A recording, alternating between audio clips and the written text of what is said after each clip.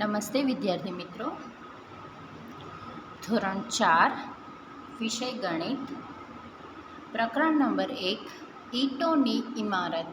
હવે આપણે આપણી આજુબાજુમાં ઘણી બધી ઇમારત જોઈ હશે, જે ઈંટોથી બનેલી હશે, પથ્થરથી બનેલી હશે. એવી જ રીતે આપણે આ પાઠમાં શીખવાનું છે. તો આપણે પાઠમાં જોઈએ. જાગૃતિ શાળા માટે ઈંટની પેટર્નનો નમૂનો. આ મુર્શિદાબાદ, પશ્ચિમ બંગાળમાં આવેલી જાગૃતિ શાળાની સત્ય વાત છે. જ્યારે શાળાની ઇમારત ચણાઈ રહી હતી ત્યારે એવું નક્કી કર્યું કે શાળાની દિવાલો અને જમીન પર ઈંટોની પેટર્ન બનાવી. જમાલ, કાલુ, પિયાર આ કામના કડિયા હતા. તેઓને શાળાની ઇમારત માટે નવી નવી યુક્તિઓ જોઈતી હતી. આથી તેઓ તેમના અન્ય મિત્રો સાથે લઈને મસ્જિદ કુલી ખાનનો જૂનો મકબરો જોવા ગયા. હવે આપણે અહીંયા મસ્જિદ કુલી ખાનનો જૂનો મકબરો દેખાડવામાં આવ્યો છે. અહીંયા આપણે ચિત્ર દેખાડવામાં આવ્યું છે. હવે એમાં આ ઇમારતમાં એક મોટો માળ છે, જેમાં આશરે 2000 જેટલી ઈંટોનું સુંદર પેટર્ન છે. આશરે 3 વર્ષ પહેલાં કડિયા દ્વારા આ નમૂના તૈયાર કરવામાં આવ્યા હતા. તો અહીંયા આપણે જોઈએ તો આપણે અલગ અલગ પેટર્ન જોવા મળે છે. તેના 5 માળના ભોંય તળિયાની ઈંટોની પેટર્ન કઈ રીતે ગોઠવાયેલી છે તે જુઓ. તો આપણે જોઈ શકીએ, અહીંયા આપણે અલગ અલગ પેટર્ન જોવા મળે છે.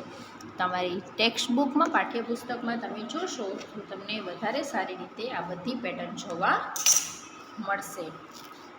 તો હવે તમે ભોંય તળિયાની કઈ પેટર્ન સૌથી વધુ ગમે છે? તો મને આમાંથી 5 નંબરની પેટર્ન છે એ સૌથી વધારે ગમે છે. તો મેં અહીંયા 5 લખેલા છે. તમે આવી પેટર્ન કોઈ જગ્યાએ જોઈ છે? જો તમે જોઈ હોય તો અહીંયા લખવાનું છે. કડિયા ખૂબ જ રોમાંચિત થઈને પાછા ફર્યા. જમાલે કહ્યું, ઓહો, તે દિવસોમાં પણ તેઓ ઈંટોની કેટલી બધી રસપ્રદ પેટર્ન બનાવે. આપણે ભૂલી જ ગયા. ચાલો આપણે આપણી શાળામાં જમીન પર આવી પેટર્ન બનાવીએ. દરેક કડિયાએ ઈંટથી અલગ અલગ પેટર્ન બનાવી શાળાએ રમતા અને પોતાની રીતે નવી નવી પેટર્ન બનાવતા. તો અહીંયા આપણે ચિત્ર આપેલું છે કે નવી નવી પેટર્નથી ઈંટો ગોઠવેલી છે. એ જ રીતે અહીંયા પણ ઘણી બધી આપણે અલગ અલગ પેટર્ન આપેલી છે. હવે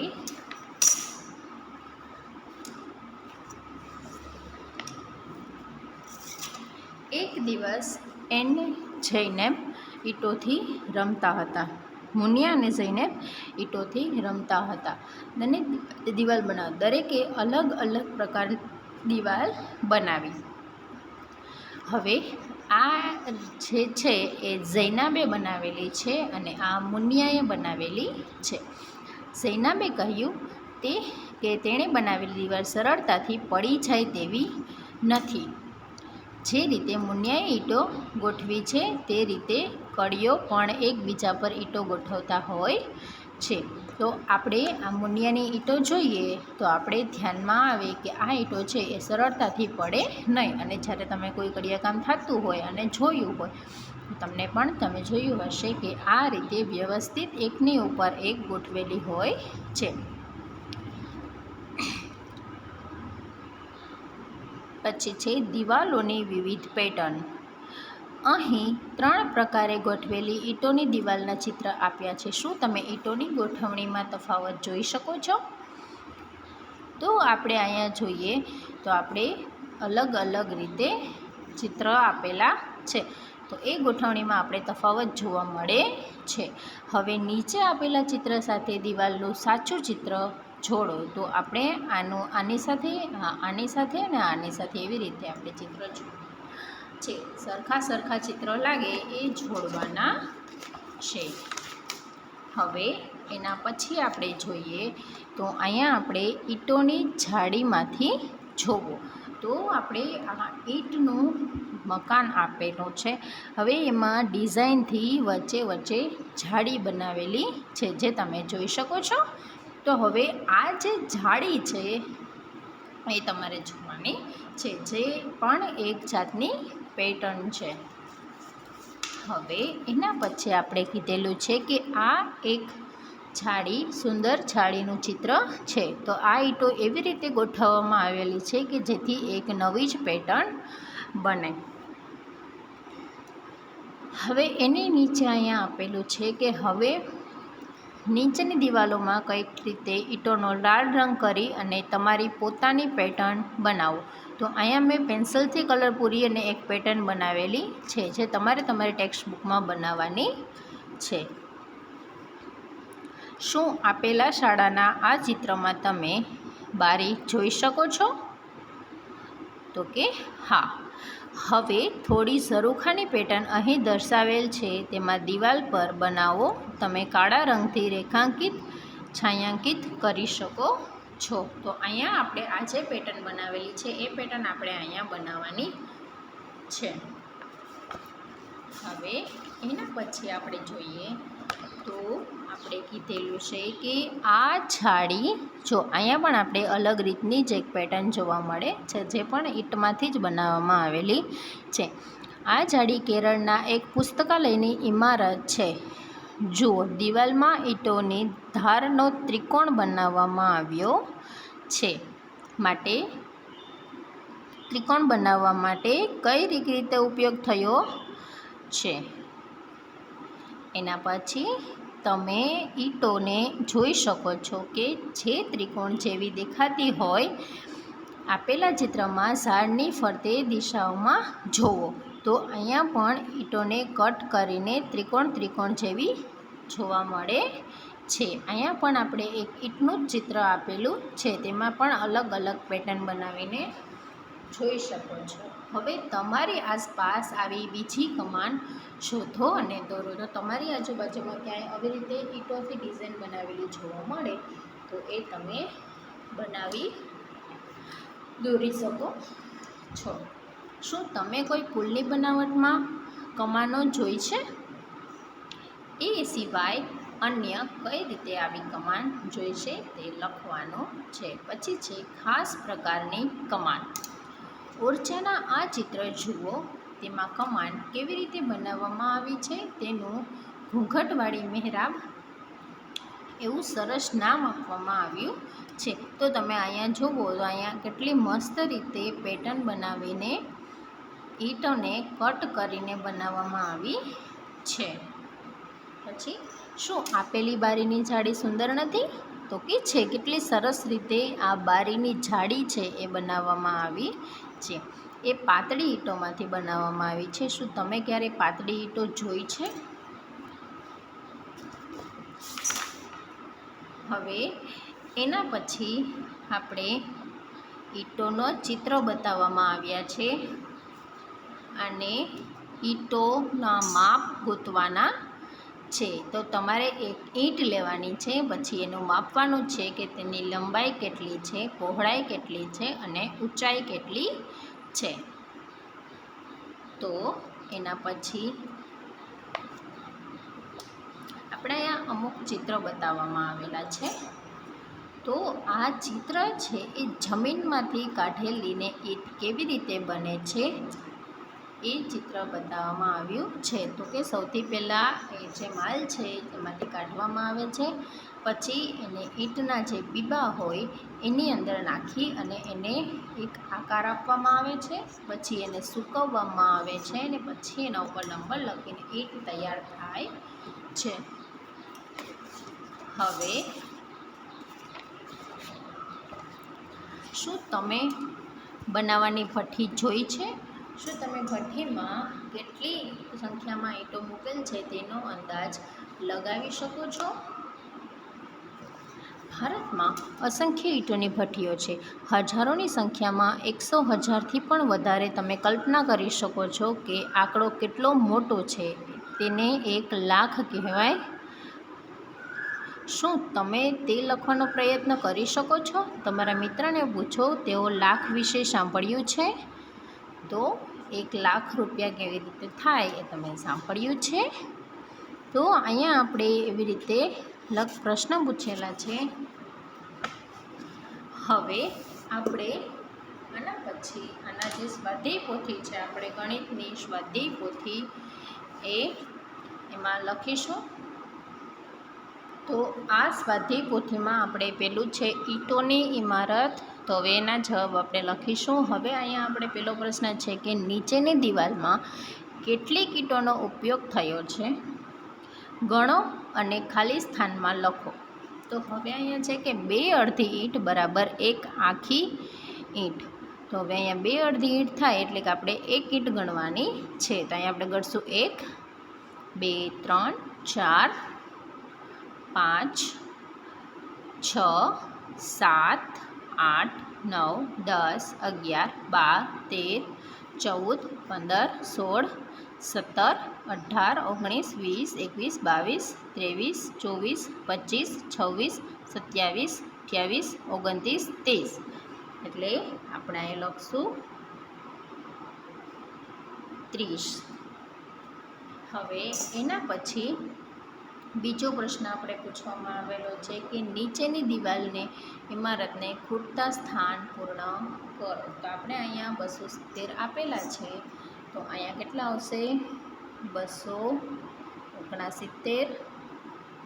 પછી અહીંયા આવશે 268. અહીંયા 267 આપેલા છે. તો અહીંયા આવશે 266 અને 266ની પહેલાં આવશે 265. એના પછી અહીંયા 263 છે. તો અહીંયા આવશે 264. અહીંયા આવશે 262 ને 261. એના પછી અહીંયા આવશે 256 257 258 259 આપેલા છે ને અહીંયા આવશે 260. તો આ રીતે આપણે ખૂટતા સ્થાન પૂરા કરવાના છે. એના પછી નીચે આપેલા ઈંટના રેખાંકિત ચિત્ર પરથી પ્રશ્નોના જવાબ લખો. તો આપણે અહીંયા પ્રશ્ન પૂછેલો છે, એ બાજુથી આકાર કેવો દેખાય છે? તો જ્યારે આપણે આ એ બાજુ છે ત્યાંથી આપણા ચિત્રનો આકાર જોશું તો આપણે એ લંબચોરસ જેવો આકાર દેખાશે. એટલે આપણે અહીંયા લખશું લંબચોરસ. એના પછી છે બી બાજુથી આકાર કેવો દેખાય છે? તો જ્યારે આપણે બી બાજુથી જોઈએ આ બાજુથી તો પણ આપણે લંબચોરસ આકાર દેખાશે. એના પછી સી બાજુથી આકાર કેવો દેખાય છે? તો આપણે સી બાજુથી જોશું તો પણ આપણે લંબચોરસ આકાર જોવા મળશે. એટલે અહીંયા પણ આપણે લખશું લંબચોરસ. એના પછી કેટલી બાજુઓ છે? તો કે 1 2 3 4 5 અને 6. તો અહીંયા આપણે લખશું કે 6 બાજુ છે. એના પછી જે કેટલી કિનારીઓ છે? તો કે 1 2 3 4 5 6 7 8 9 10 11 12. તો અહીંયા આપણે લખશું 12. એના પછી છે કેટલા ખૂણા છે? કે 1 2 3 4 5 6 7 8. કેટલા ખૂણા થયા? તો કે 8. એના પછી છે સંપૂર્ણ આકારનું નામ શું કહેવાય? હવે આ આખો જે આપણે આકાર દેખાય છે એનું નામ શું કહેવાય? તો કે લંબઘન આકાર. હવે એના પાછળના પેજ ઉપર આપણે જોશું.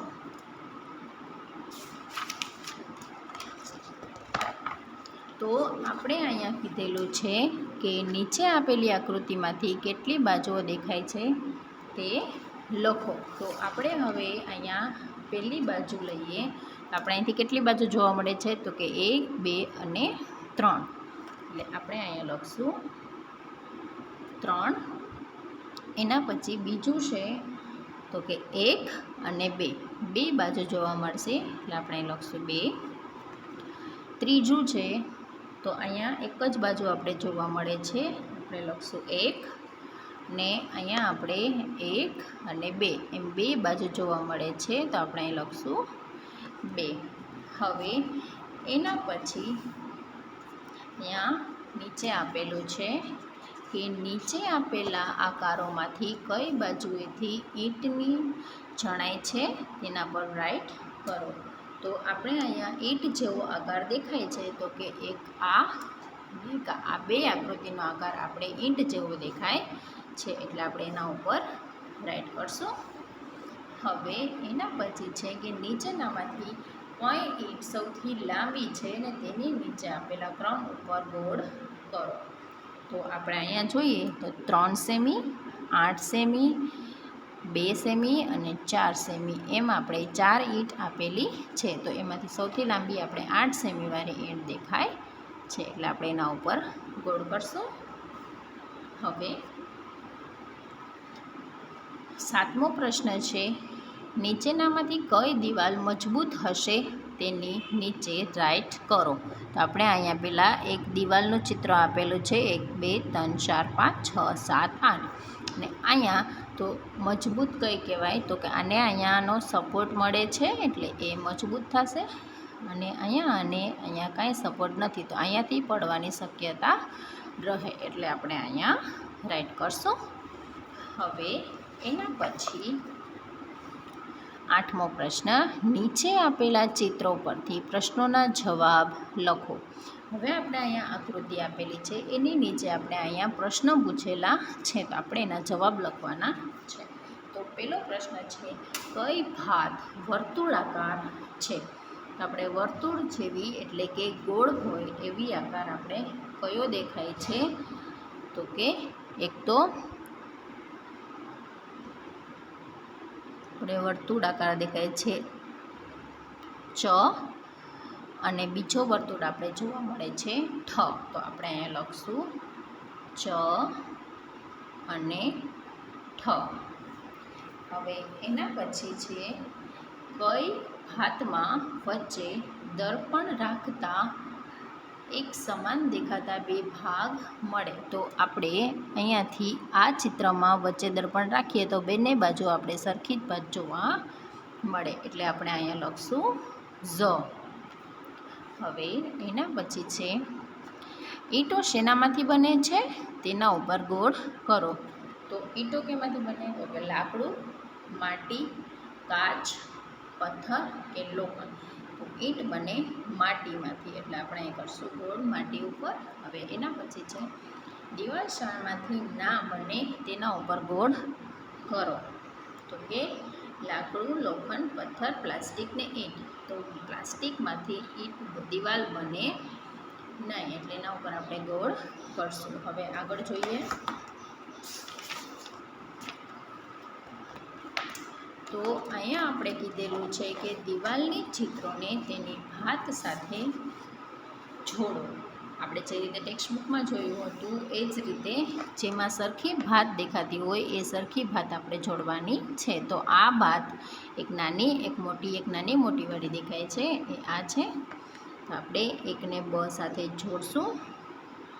એના પછી આ જે છે એ આની સાથે મેચ થાય છે તો એની સાથે આપણે જોડશું. એના પછી ત્રીજું છે એ પહેલાં સાથે મેચ થાય છે તો એની સાથે આપણે જોડી દઈશું. હવે આપણે કીધેલું છે કે નીચેની દિવાલ ઉપર છાડી એટલે કે પેટર્ન બનાવો. તો હવે આપણે એમાં પેટર્ન બનાવવાની છે તો આપણે અહીંયાથી બનાવીએ. તમારે પણ તમારી બુકમાં આ જ રીતે પેટર્ન બનાવવાની છે.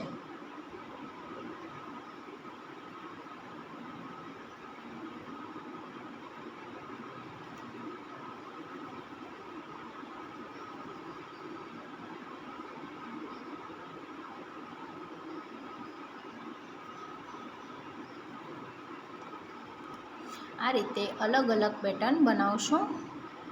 તો આ રીતે આપણે અલગ અલગ પેટર્ન બનાવવાની છે.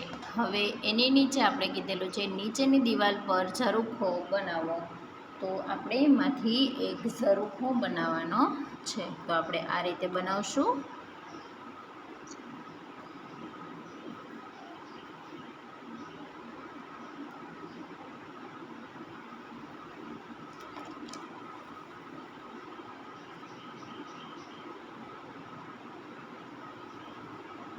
તો આ રીતે આપણો ઝરૂખો બનીને તૈયાર છે.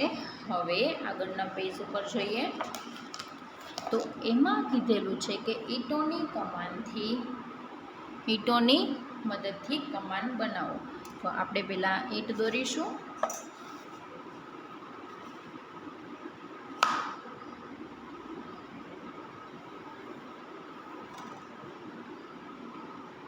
તો આ રીતની આપણે કમાન જોવા મળશે.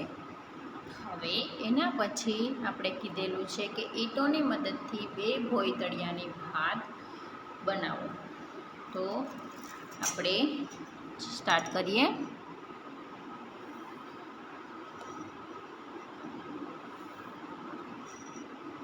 ભોંયતળિયું એટલે કે જમીનની પેટર્ન આપણે બનાવવાની છે.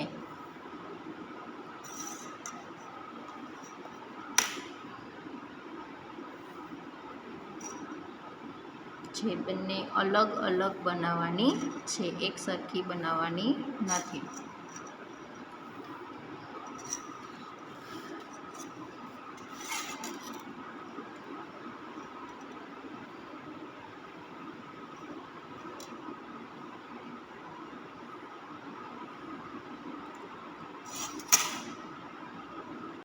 તો અહીંયા આપણી પાસે એક ભોંયતળિયાની પેટર્ન બનીને તૈયાર થઈ ગઈ છે. હવે આપણે બીજી પેટર્ન બનાવશું.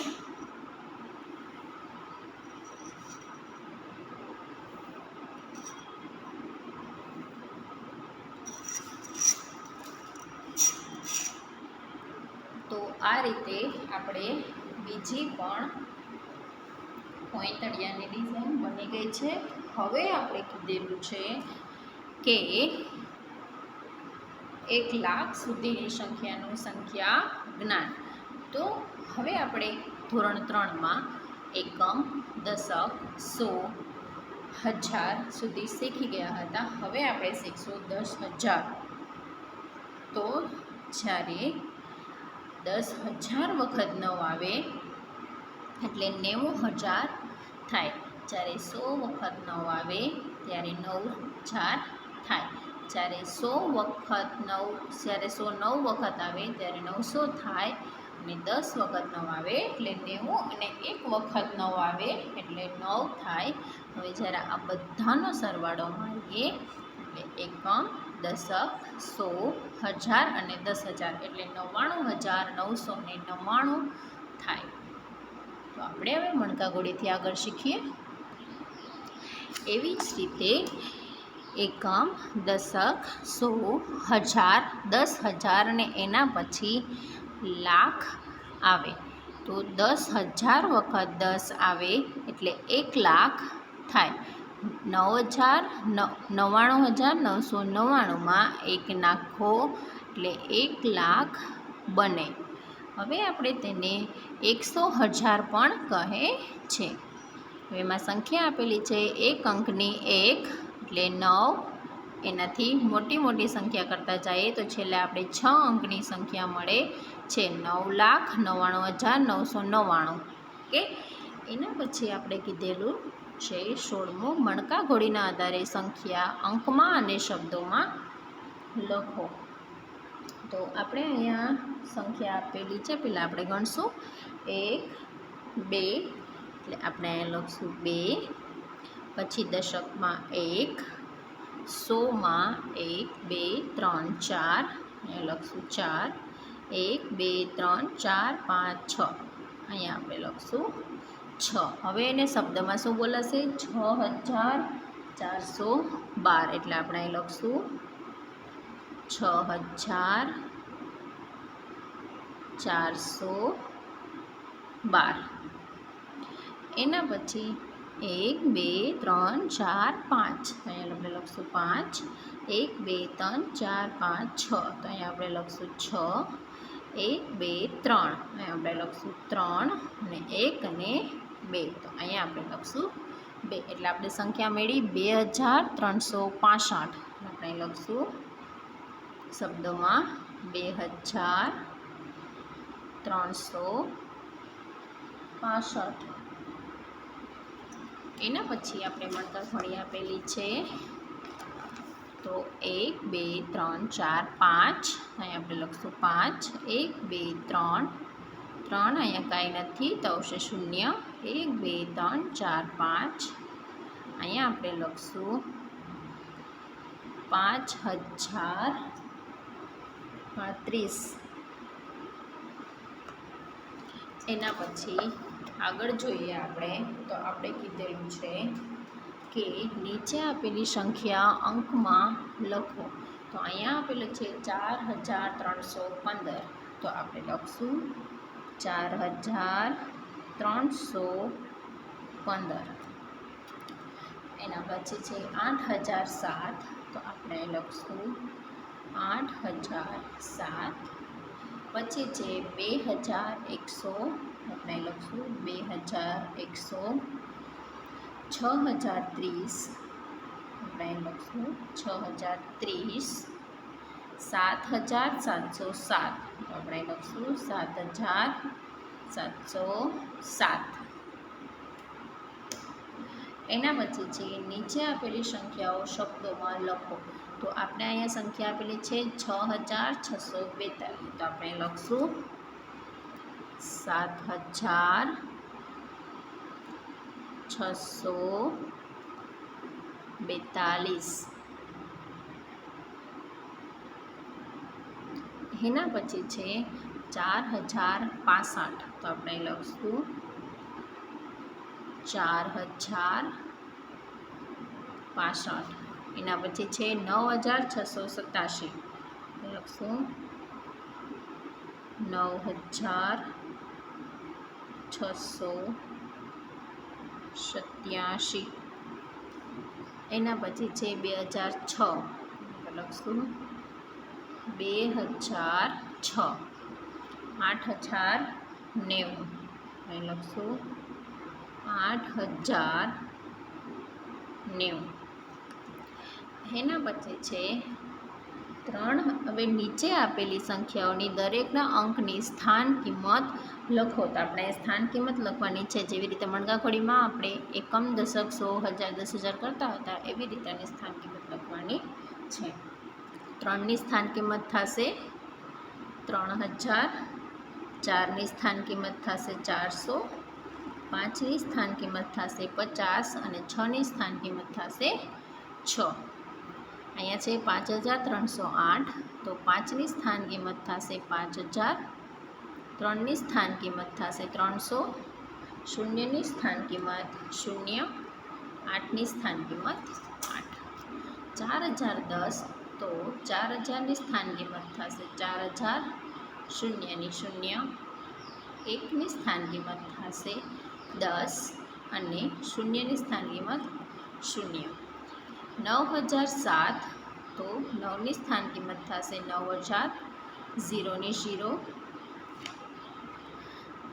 0ની 0 અને 7ની 7.